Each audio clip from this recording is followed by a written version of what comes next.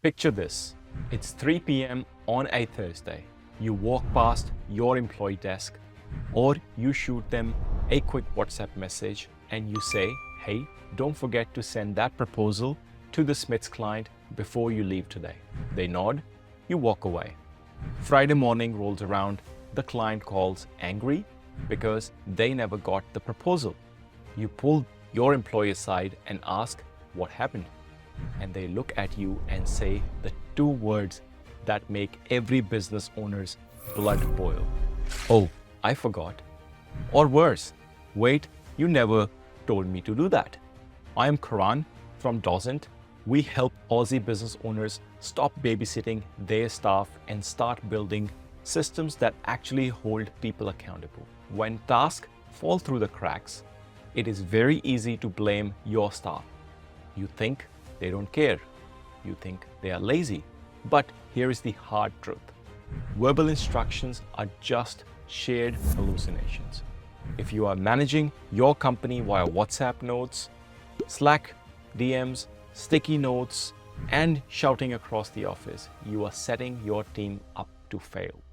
Human memory is terrible hard drive. You cannot expect your staff to remember a random instruction you gave them while they were in the middle of doing 3 other things. To fix this, you have to implement the most important cultural rule in business operation. It is a rule we enforce every single client at Dozent. Here it is. If it is not in the system, it did not happen. I want you to make that your company mantra. It means that if a task, a deadline, or a client request is not logged in your central project management tool, whether it is Asana or Monday.com or Notion, it officially does not exist. If a client calls your receptionist and asks for a call back, but the receptionist did not log a ticket in the system, it didn't happen. If you tell your marketing guy to launch a campaign, but you don't create a task card with a due date, it didn't happen. Changing this culture is hard, but it is the only way to scale. Here is the 3-step process to implement this rule by next Monday. First, declare the single source of truth. You have to pick one piece of software, not 3, just one. You tell your team, from today, Asana is your brain. WhatsApp is for asking, where are we going for lunch? Email is for talking to client, but actual work only lives in Asana. Second is assigning ownership and deadlines. A task in the system is useless if it just sits there. Every single card must have 2 things. One is assignee, who is doing it, and the second is due date, when is it happening. If a task does not have an owner and a date, it is just a wish. Step 3 is the hardest part, training yourself. As a founder, you're probably the biggest rule breaker. You are going to keep sending Slack messages saying, hey, can you do this quickly? When you do that, you must train your staff to push back.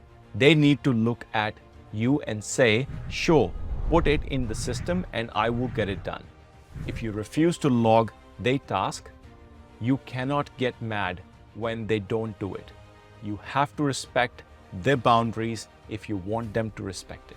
When you enforce this rule, a magical thing happens. You stop micromanaging. You don't have to ask people, what are you working on today? Because you can just look at the dashboard. Deadlines stop getting missed. The mental load of trying to remember everything completely vanishes from your brain and your business finally feels calm. Stop managing your business by memory. It is exhausting. If you know you need a single source of truth, but you don't know how to set up Asana, Monday, or Notion properly, we need to talk. At Dozent, we build these operational hubs for Aussie businesses every day. I'm offering a free system audit.